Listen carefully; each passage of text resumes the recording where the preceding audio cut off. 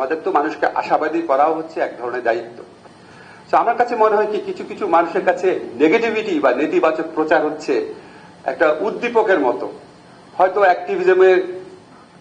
অ্যাক্টিভিজমকে চাঙ্গা রাখার জন্য এটা প্রয়োজন হয়, হয়তো আপনার অনেক লাইক পাওয়ার জন্য, আলোচনায় থাকার জন্য প্রয়োজন হয়, কিন্তু হয় কি এটা মানুষকে একটু বিভ্রান্ত করে, হতাশ করে। আমাদের তো মানুষকে আশাবাদী করাও হচ্ছে এক ধরনের দায়িত্ব।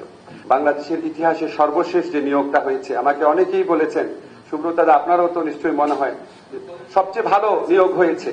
তো এখন একটা ব্যাপার হচ্ছে কি, ধরেন আমি উচ্চ আদালতের হাতে নিম্ন আদালতের আইন মন্ত্রণালয়ের সমস্ত ক্ষমতা আমরা দিয়ে দিচ্ছি।